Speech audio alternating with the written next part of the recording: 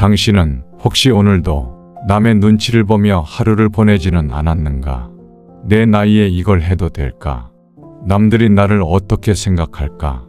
내가 이렇게 말하면 미움받지 않을까? 우리는 태어나는 순간부터 남이라는 거대한 존재의 시선 속에서 살아간다. 학교에서는 평균이라는 잣대에 맞춰지고, 직장에서는 성과와 인정을 갈구하며, 심지어 배우자를 만나고 자식을 키우는 과정에서조차 남들처럼이라는 보이지 않는 압력에 시달린다. 어느새 삶의 중반을 넘어 깊어지는 연륜 속에서 흰머리가 늘어가는 거울 속 내 모습에서도 늙지 않았다는 것을 남에게 증명하려 애쓰는 자신을 발견하지는 않는가. 노년에도 친구들과 해외여행을 가고 싶지만 그 나이에 뭘 저렇게 유난히야라는 소리를 들을까봐 망설이지는 않는가. 젊은 날의 꿈이었던 새로운 취미나 창업에 도전하고 싶지만 먹고 살 걱정이나 할 나이지 뭘 이제 와서 딴짓이냐는 비웃음이 두려워 포기하지는 않았는가. 당신의 재산을 자녀에게 물려주고 싶지 않고 당신의 노년을 위해 쓰고 싶지만 부모가 돼서 자식한테 안 베푸냐는 말이 두려워 주저하지는 않는가. 오늘 이 영상은 당신의 삶을 잠식하고 당신의 진정한 행복을 훔쳐가는 이 남의 시선이라는 거대한 착각에 대해 철학자들이 던지는 충격적인 진실을 파헤칠 것이다. 그리고 그 진실을 통해 당신의 삶을 온전히 되찾을 이것의 비밀을 알려줄 것이다. 당신의 인생에서 가장 중요한 25분이 될 것이다. 이제 당신을 올가매는 보이지 않는 사슬을 끊어낼 시간이다. 첫 번째 진실, 그들은 당신에게 그렇게까지 관심이 없다. 도대체 남들이 나를 어떻게 생각할까? 이 질문은 우리를 평생 따라다니며 괴롭힌다. 직장을 그만둘까 말까 망설일 때, 새로운 사업을 시작할까 말까 고민할 때, 새로운 취미를 가져볼까 싶을 때, 심지어 오늘 아침 옷 한 벌을 고를 때조차 우리의 머릿속은 남들이라는 존재로 가득 찬다. 마치 세상의 모든 눈이 나를 향해 빛나고 있는 듯 착각한다. 하지만 여기 충격적인 진실이 있다. 고대 로마의 스토아 철학자 세네카는 세상의 소란에 대해 이렇게 말했다. 대부분의 사람들이 당신에 대해 생각하는 시간은 당신이 당신의 머리카락을 어떻게 할지 고민하는 시간보다 짧다. 이 말은 무엇을 의미하는가? 그들은 당신의 삶에 당신이 생각하는 만큼 그렇게까지 관심이 없다는 냉혹한 진실이다. 당신이 한턱 쏠 때 그들은 당신의 너그러움에 감사하기보다 당신의 지갑이나 얻어먹을 것에 관심이 있는 경우가 많다. 당신이 몇 달을 고민하여 새 차를 뽑을 때 그들은 차의 브랜드나 가격 혹은 남들과 비교하는 데 관심이 있지, 당신이 이 차를 사기 위해 얼마나 많은 시간과 노력을 쏟았는지에는 관심이 없다. 당신이 명절에 아직 결혼 안 했니? 혹은 애는 언제 낳니라는 질문을 받을 때 그들은 진정으로 당신의 행복을 바라서 묻는 것이 아닐 때가 많다. 그저 자신의 안도감을 확인하거나 단순한 호기심 혹은 남들과 비교하는 습관일 뿐이다. 그들은 당신의 대답을 듣는 순간 다음 화제로 넘어가거나 자신의 자녀 자랑에 바쁠 것이다. 오랜 세월 살아보니 알지 않는가? 사람들은 자신의 문제와 고민으로 너무나 바쁘다. 그들은 당신이 무엇을 하든 당신이 어떤 선택을 하든 잠시 가십거리로 삼을 뿐 곧 자신의 일상으로 돌아간다. 그리고 당신은 그 짧은 가십거리 때문에 당신의 진정한 행복과 자유를 포기하며 평생을 좌우하며 살아온 것이다. 당신은 그들의 짧은 한마디 때문에 스스로를 검열하고 당신의 진정한 욕망을 억누르며 당신의 소중한 시간을 낭비해왔다. 이것이 바로 당신의 삶을 훔쳐가는 첫 번째 도둑이다. 타인의 관심에 대한 과도한 착각이다. 당신이 스포트라이트의 중심이라고 생각하지만 사실 그들은 각자 자기 인생이라는 무대의 주인공으로 바쁜 것이다. 두 번째 진실, 타인의 의견은 가장 저렴한 상품이다. 우리는 값비싼 보석, 명품 옷, 고급 자동차를 사기 위해 아끼고 모은다. 하지만 우리는 세상에서 가장 저렴한 상품인 타인의 의견에는 왜 그렇게 많은 가치를 부여하는가? 독일의 철학자 쇼펜하우어는 이렇게 일갈했다. 타인의 의견은 지구상에서 가장 저렴한 상품이다. 그것은 너무나도 쉽게 구할 수 있기 때문이다. 생각해보라. 당신이 무언가 새로운 것을 시도하려 할 때 주변에서 좋은 일합시고 쏟아지는 수많은 말들. 내 나이에 그걸 한다고. 현실을 알아야지. 주제 파악 좀 해. 쓸데없는 짓 하지 마라. 괜히 돈 낭비만 하는 거지. 이 말들은 당신에게 어떤 비용도 지불하지 않는다. 그들은 그저 자기 경험에 갇히거나 당신이 잘 될까봐 무의식적으로 부러워하거나 혹은 그저 당신이 남들처럼 평범하게 살기를 바라는 마음에서 던지는 말일 뿐이다. 그 말들은 당신의 실패에 대해 아무런 책임도 지지 않는다. 당신이 그들의 말대로 살다가 불행해져도 그들은 당신의 눈물을 닦아주지 않는다. 오히려 내가 그럴 줄 알았어라고 비웃을지도 모른다. 하지만 우리는 이 공짜 의견에 우리의 가장 귀한 것들을 지불한다. 돈, 남의 눈에 들기 위해 필요 없는 명품 가방을 사고, 남들이 사는 대형 평수 아파트를 따라 사고, 비싼 고급차를 무리하게 할부로 구매하며 빚이라는 사슬에 묶인다. 당신의 경제적 자유를 포기하고 남들이 바라는 성공이라는 틀 안에 갇힌다. 당신의 진정한 꿈을 위한 투자는 망설이면서 남들에게 보여주기 위한 소비에는 주저함이 없다. 그 결과 당신의 노년이 불확실해지거나 은퇴 후에도 돈 걱정에서 벗어나지 못하게 된다. 시간, 남의 부탁을 거절 못해 당신의 소중한 시간을 낭비한다. 당신이 진정으로 하고 싶은 일, 배우고 싶은 새로운 언어, 가고 싶은 여행지를 미루고 남들이 원하는 삶을 살기 위해 끝없이 시간을 쓴다. 당신의 소중한 인생이 그들의 기준을 맞추느라 흘러가는 것을 지켜만 본다. 당신은 당신의 여가 시간, 당신의 휴식 시간까지도 남을 위한 시간으로 채워 넣는다. 그리고 어느 날 문득 인생의 황혼기에 다다랐을 때 내가 뭘 위해 이렇게 바쁘게 살았나 하는 허무함에 사로잡힌다. 에너지, 남의 시선에 맞춰 살다 보면 엄청난 감정적 에너지가 소모된다. 하루 종일 그들의 평가를 신경 쓰고 비난받을까 봐 불안해하고 후회하며 당신의 소중한 에너지를 고갈시킨다.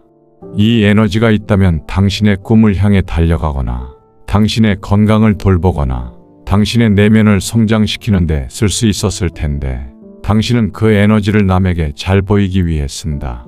밤마다 잠 못 이루고 스트레스로 인해 몸과 마음이 병들어간다. 당신의 꿈을 포기하게 만들고 당신의 지갑을 비우고 당신의 소중한 시간을 훔쳐가는 이 타인의 의견이라는 가장 저렴한 상품. 이것이 당신의 삶을 훔쳐가는 두 번째 도둑이다. 무료 의견에 지불하는 값비싼 대가이다. 이 도둑은 당신의 삶을 가장 은밀하고 치명적으로 잠식한다. 세 번째 진실, 당신의 내면에 간수가 있다. 우리가 이토록 타인의 시선에 연연하는 근본적인 이유는 무엇일까? 단순히 남들이 우리를 어떻게 볼까 하는 두려움 때문일까? 고대 그리스의 철학자 플라톤은 그의 유명한 동굴의 비유를 통해 우리가 보는 현실이 실제가 아닐 수 있음을 가르쳤다. 우리 대부분은 동굴 속에서 태어나 벽에 비친 그림자, 즉 남들의 시선, 사회적 기준, 고정관념을 진짜 현실이라 믿으며 살아간다는 것이다. 우리는 그 그림자 속에서 벗어나면 미움받을까봐, 이상한 사람이 될까봐, 혼자 외로워질까봐 두려워한다. 하지만 더 깊은 진실은 그 그림자를 우리에게 강요하고 동굴을 지키는 간수가 우리 내면에 있다는 것이다. 바로 당신 안의 내면의 간수이다. 이 간수는 당신이 어려서부터 듣고 자란 모든 말, 사회의 모든 기준, 부모님과 선생님, 친구들이 당신에게 부여했던 모든 기대들로 만들어졌다. 남들처럼 살아야지. 튀면 안 돼. 남의 말에 토 달면 못 쓴다. 이 나이 되면 이래야지. 젊은 애들처럼 굴면 안 돼. 자식 이기는 부모 없다. 다 자식 뜻에 맞춰야지. 옆집 김 여사의 부장처럼 해야 성공하는 거야. 어느새 이 목소리들은 당신의 내면 깊숙이 자리 잡아 당신이 무언가 다른 시도를 하려 할 때마다 귓가에 속삭인다. 당신을 멈춰 세우고 당신을 가두는 간수가 되는 것이다. 이 간수는 당신이 진정한 당신의 모습으로 살아가려는 시도를 할 때마다 강력한 죄책감과 불안감을 주입한다. 마치 당신이 사회의 규칙을 어기는 불량품이라도 되는 것처럼 말이다. 우리는 외부의 시선에 갇힌 것이 아니라 그 외부의 시선을 내면화하여 스스로를 가두는 내면의 감옥을 만들고 살아간다. 당신은 플라톤의 동굴 속 죄수이면서 동시에 자신의 감옥을 굳건히 지키는 간수인 것이다. 이 간수를 해고하지 않는 한 당신은 절대 진정한 자유를 누릴 수 없다. 이것이 당신의 삶을 훔쳐가는 세 번째 도둑이다. 내면화된 타인의 시선과 자기 구속이다. 네 번째 진실. 그들은 당신의 삶을 대신 살아주지 않는다. 자, 이제 가장 핵심적인 충격적인 진실을 직시할 시간이다. 타인의 시선, 그들의 의견, 내면의 간수. 이 모든 것의 본질적인 허점은 무엇인가? 바로 그 누구도 당신의 삶을 대신 살아주지 않는다는 냉혹한 진실이다. 당신이 남의 눈에 맞춰 원치 않는 직업을 선택해도 그들은 당신의 출근길 필요를 대신 짊어져 주지 않는다. 당신이 남들이 부러워할 만한 집에 살기 위해 빚에 허덕여도 그들은 당신의 밤잠을 설치는 불안감을 대신 느껴주지 않는다. 당신이 남들이 원하는 배우자를 만나 불행한 결혼 생활을 해도 그들은 당신의 외로움과 고통을 대신 감당해 주지 않는다. 당신이 자식에게 모든 것을 희생하다 정작 당신의 노년이 외로워져도 그들은 당신의 빈자리를 채워주지 않는다. 오히려 다 자기가 선택한 거지라고 말할 수도 있다. 당신이 남의 시선 때문에 꿈을 포기하고 활기 없는 삶을 살다가 병이 들어도 그들은 당신의 병원비를 대주거나 당신을 간병해주지 않는다. 아니, 도대체 왜 당신은 당신의 단 하나뿐인 인생을 당신의 고통을 함께 나누지도 않을 존재들의 시선에 낭비하는가? 당신이 불행해져도 그들은 그럴 줄 알아서라고 말하거나 심지어 당신의 불행을 자신의 삶의 만족을 위한 재료로 삼을 뿐이다. 이것은 분노할 일이다. 당신의 삶이 무의미하게 흘러가고 있다면 분노하라. 그리고 그 분노를 당신의 삶을 되찾는 에너지로 사용하라. 분노는 당신을 갉아먹는 독이 아니라 당신을 움직이게 하는 강력한 연료가 될 수 있다. 이것이 바로 이것의 충격적인 진실이다. 타인의 의견은 당신의 삶에 아무런 책임도 지지 않는다. 당신의 삶은 오롯이 당신의 것이며 그 책임과 영광 또한 온전히 당신의 몫인 것이다. 다섯 번째 진실. 당신은 이미 당신의 나침반을 가지고 태어났다. 그렇다면 어떻게 이 감옥에서 벗어나야 하는가? 어디서부터 시작해야 하는가? 해답은 의외로 간단하다. 그리고 이 해답은 고대 철학자들이 이미 수천 년 전부터 강조해온 것이다. 고대 로마의 스토아 철학자들은 내면의 나침반을 이야기한다. 에픽테토스는 단언한다. 우리가 통제할 수 있는 것과 통제할 수 없는 것을 구분하라. 당신이 통제할 수 있는 것은 오직 당신의 생각과 행동뿐이다. 타인의 의견이나 외부의 사건은 당신의 통제 밖에 있다.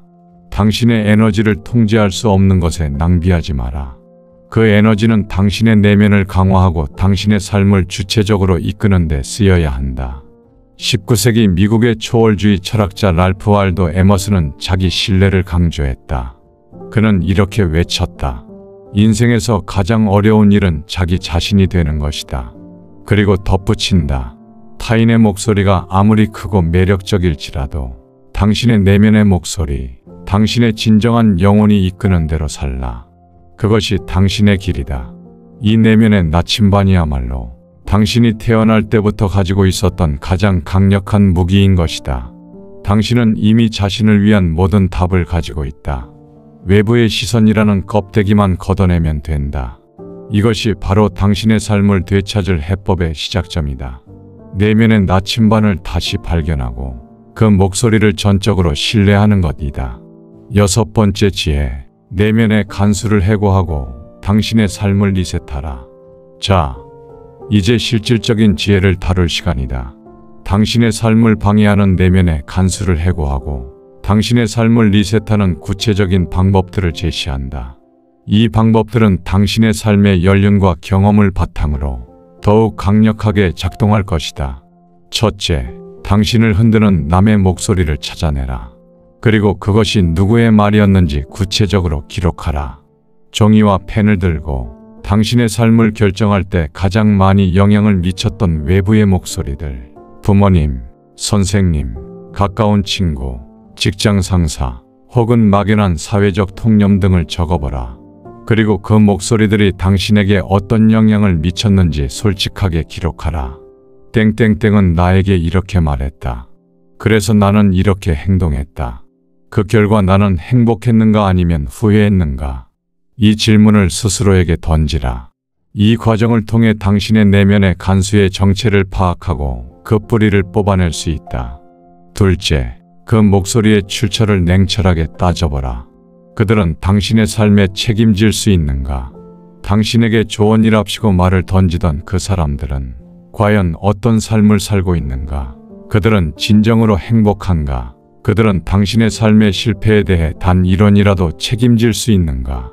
아마 아닐 것이다. 대부분은 자신의 삶조차 제대로 통제하지 못하거나 당신이 잘 될까봐 무의식적으로 부러워하거나 혹은 그저 당신이 자신의 범주 안에 머물기를 바랄 뿐이다. 그들의 의견에 더 이상 권위를 부여하지 마라. 쇼펜하우어는 이렇게 강조했다. 사람들은 자기 눈으로 보지 않고 남의 눈으로 본다.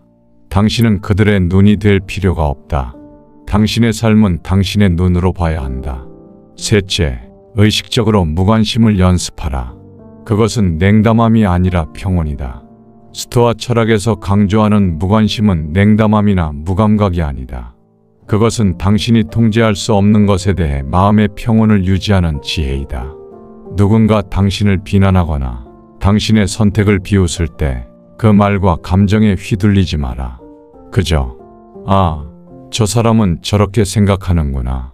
나와는 다르구나 하고 인식하고 지나가라. 마치 길가의 소음을 듣고 지나치듯 그들의 말에 아무런 감정적 에너지를 주지 마라. 이 연습을 통해 당신의 마음은 점점 더 단단해지고 외부의 어떤 자극에도 흔들리지 않는 내면의 요새를 구축하게 될 것이다.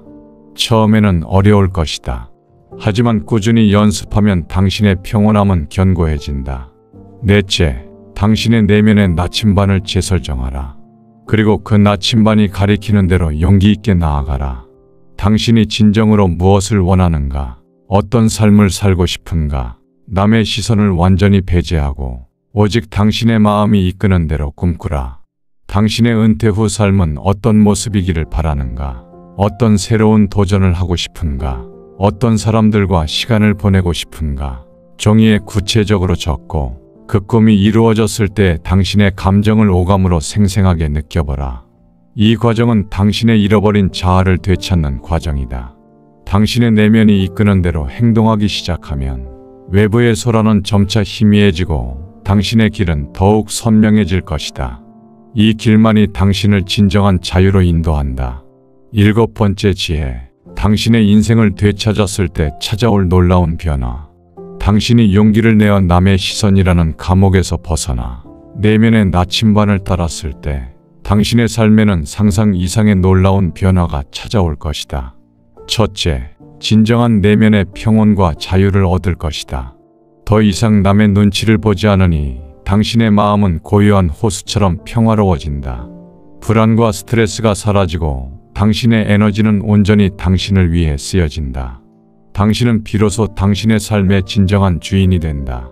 스토아 철학자들이 수천 년간 강조했던 행복은 외부 조건이 아닌 내면의 상태에 달려있다는 진리를 당신 스스로 몸소 체험하게 될 것이다. 이 평온함은 그 어떤 외부의 성공보다 값진 것이다. 둘째, 당신의 에너지는 무한히 샘솟을 것이다. 남에게 잘 보이기 위해 썼던 감정적, 정신적 에너지가 오롯이 당신의 꿈과 목표를 향하는 데 쓰여진다. 당신이 진정으로 원하는 일을 시작할 활력과 에너지를 얻게 된다. 이는 단순히 기운이 솟는 것을 넘어 당신의 잠재력을 폭발적으로 발휘할 수 있는 원동력이 된다. 그 결과 당신의 커리어나 재정 상태에도 긍정적인 변화를 가져올 수 있다. 진정성 있는 열정은 돈과 성공을 끌어당기는 강력한 자석이 된다는 사실을 깨닫게 될 것이다. 당신의 경제적 자유는 당신의 내면의 자유로부터 시작된다. 셋째, 가식 없는 진정한 인간관계를 맺을 것이다. 당신이 나 자신을 솔직하게 드러내고 불필요한 시선에 휘둘리지 않을 때 당신 곁에는 진정으로 당신을 아끼고 존중하는 사람들이 남을 것이다. 이들은 당신의 가면 뒤의 모습이 아니라 당신의 진정한 본질을 사랑하는 사람들이다. 당신을 이용하려던 사람들은 자연스럽게 멀어질 것이고 당신의 삶은 소수이지만 진실하고 깊은 관계로 채워질 것이다.